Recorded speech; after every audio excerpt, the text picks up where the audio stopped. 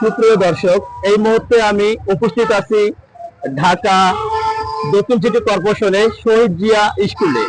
আপনারা ইতিমধ্যে জানতে পেরেছেন গত রাত 10টা নাগাদ শহীদ জিয়া পার্কে কিন্তু একটি ককটেল স্বরূপ বোমা বিস্ফোরণের ঘটনা জানা যায়। এই মুহূর্তে আমি আন্দোলন 71-এর পক্ষ থেকে যুক্ত করেছি ইমরাজ চৌধুরী। ঘটনাস্থলে যা ঘটেছে এই বিষয়ে সরাসরি এই মুহূর্তে কথা বলবো শহীদ জিয়া স্কুলে বাংলাদেশ ন্যাশনাল নার্সারির মালিকের সঙ্গে। গতকাল কয়টা নাগাদ এই ঘটনা ঘটে? গতকাল তো হচ্ছে প্রায় রাত 10টা 10 মিনিটে এই ঘটনা ঘটে। ঘটনাস্থলে কি কি ঘটেছে? আচ্ছা, ঘটনাস্থলে যেটা ঘটেছে, আমরা হচ্ছে ওই যে নিরাপদ সড়ক আন্দোলনের সাথে যৌথ সহযোগিতা হচ্ছে আমরা একটা কার্যক্রম নেই, যেটা হচ্ছে স্বল্প মূল্যে গাছের একটা ক্যাম্পিং। দেখতেই পাচ্ছেন পিছনে 30 টাকা যে গাছ বিতরণের ক্যাম্পিং। আমরা হচ্ছে 100-এর উপরে গাছ, এগুলো 30 টাকার মধ্যে সাধারণ মানুষের কাছে পৌঁছে দেয়। এই ক্যাম্পিংটা বিভিন্ন জায়গায় হয়। তো আমরা এবার আয়োজন সবার চাহিদাকে গণ্য করে আমরা এই যাত্রাবাড়ি চৌরাস্তা পার্কেই আয়োজন করি নিরাপদ সড়ক আন্দোলনের হচ্ছে সহযোগিতায়, তাদের সংগঠনের সহযোগিতায়। এবং আমরা দেখা যাচ্ছে যে তাদের সাথে কোলাবোরেশন করে যখন আমরা প্রোগ্রামটা শুরু করি গত 15ই মে আমরা শুরু করার পর দেখা যাচ্ছে যে আমরা প্রতিদিন আমরা কন্টিনিউয়াসলি হচ্ছে আমাদের প্রোগ্রামটা চলমান থাকে। সারাদিনের বিক্রয়ের যে বিষয়গুলো এগুলো চলমান থাকে। তো বিগত দিন থেকে এখন পর্যন্ত কোনো রকমের সমস্যা কারোর সাথে আমাদের হয় নাই, এবং ব্যক্তিগতভাবে হচ্ছে তাদের সাথে কোনো সমস্যা আছে কিনা এটা হচ্ছে তাদেরও ধারণা নাই। কয়টা নাগাদ ঘটনাটি ঘটে? 10টা 10 মিনিটে আমি বলছি, ঘটনাটা 10টা 10 মিনিটে ঘটে। কিন্তু গতকালকে যখন আমাদের হঠাৎ গাছের ট্রাক আসার পর, সন্ধ্যার পরে গাছের ট্রাক আসে, রাত 9:30টার দিকে ট্রাকটা হচ্ছে ঘটনাস্থলে একটু দূরে, কিন্তু এই জায়গাটাতে হচ্ছে কি একটা বোমা বিস্ফোরণ ঘটে, যেই সংবাদটা হচ্ছে কি আপনারা জানতে পেরেছেন। আমরা ঘটনাস্থলে ছিলাম। তো পিকআপটা যখন ছিল রাত 10টা 10 মিনিটের সময়, গাড়ির প্রায় অর্ধেক গাছ নামানো হয়েছে, বাকি অর্ধেক গাছ গাড়িতে। এরকম সময় প্রচুর পরিমাণে বিকট একটা উচ্চ শব্দ হয়। উচ্চ শব্দ হওয়ার পরে দেখা যাচ্ছে যে আমরা হঠাৎ করে ভাবলাম যে যারাই ছিলাম, আমার কর্মী ছিল 10 থেকে 15 জন, যার মধ্যে হচ্ছে 5 জনের মতো হচ্ছে আহত, 5 থেকে 6 জনের মতো ভালোভাবে আহত, আর একজন হচ্ছে খুব গুরুতর আহত, যার হচ্ছে হাতে এবং পায়ে প্রচুর পরিমাণে জখম, এবং হাতে এবং পায়ে বোমা বিস্ফোরকের যে পদার্থগুলো আছে এই পদার্থগুলো হচ্ছে গিয়ে ছিল। এগুলো হচ্ছে চিকিৎসা, ঢাকা মেডিকেলের চিকিৎসার মাধ্যমে হচ্ছে আমরা এগুলো বের করে আনতে সক্ষম হয় ডাক্তাররা। আমরা চিকিৎসাধীন হয়ে ওনাকে হচ্ছে রিলিজ করে বাসার দিকে নিয়ে আসি। এখন পর্যন্ত ওনার অবস্থা বোঝা যাচ্ছে না যে কতটুকু কি। আর যখন হচ্ছে বিকট শব্দ হলো, আমরা ভাবছি হয়তোবা ট্রাকের টায়ার বাস্ত হলে হয়তোবা এরকম শব্দ হয়।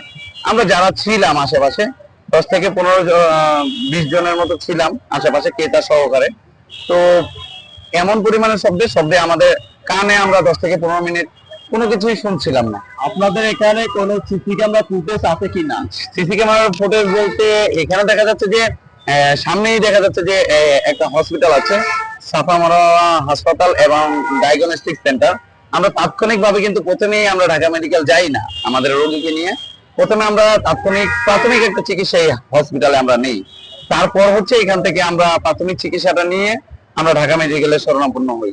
তো যখন আমরা ঢাকা মেডিকেলে গেলাম, ওইখানের চিকিৎসা নিয়ে আমরা এখান পর্যন্ত আসলাম।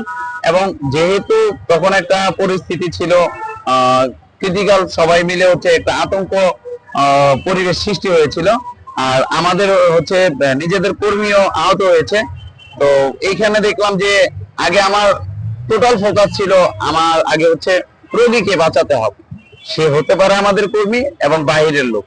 আমরা সঠিকভাবে কোনো তদন্ত কমিটির সদস্য এসেছে কিনা? হ্যাঁ, অবশ্যই প্রশাসনিক ভাবে হচ্ছে কয়েকটা তদন্ত কমিটি থেকে এসেছে। যেমন হচ্ছে কিছুক্ষণ আগে হচ্ছে র্যাব কর্মকর্তারা এসে ঘুরে গিয়েছে। গতকালকে হচ্ছে যাত্রাবাড়ি থানার সম্মানিত এসি মহোদয় এবং হচ্ছে সম্মানিত ওসি মহোদয় সহকারে যাত্রাবাড়ি থানার হচ্ছে প্রশাসনিক পুলিশ প্রশাসন সবাই এখানে হাজির ছিল। ঘটনাস্থলে 5 থেকে 10 মিনিটের মধ্যেই, আমরা জানানো 5 থেকে 10 মিনিটের মধ্যেই তারা কোনো রকমেরই অবহেলিত করে নাই আমাদেরকে। তারা সাথে সাথে ঘটনাস্থলে হাজির এবং তারা এই বিষয়ে সুষ্ঠু তদন্ত করবে এবং সেনাবাহিনী টহলও রাতে সেনাবাহিনীও হচ্ছে এখানে এসেছিল ঘটনাস্থলে, যদিও আমরা ছিলাম হাসপাতালে, আমরা হাসপাতালে রোগীর চিকিৎসাধীন অবস্থাতে ছিলাম। এবং এনএসআই এর হচ্ছে যে সংগঠনের সদস্য, গোয়েন্দা সংগঠনের সদস্য সবাই এখানে প্রাথমিকভাবে ধাপে ধাপে তাদের কার্যক্রমগুলো চালিয়ে যাচ্ছে। সুপ্রিয় দর্শক, এই মুহূর্তে কিন্তু আমরা কথা বলেছি শহীদ জিয়া পার্কের নিচে যে নার্সারি রয়েছে সেই নার্সারির মালিকের সঙ্গে। এখানে যেমনটা ঘটেছে দর্শক, আমি একটু দেখানোর চেষ্টা করতেছি। যে জায়গাটিতে ককটেল বিস্ফোরণ ঘটে, আসলে সেখানে আমি এই মুহূর্তে দাঁড়িয়ে আছি।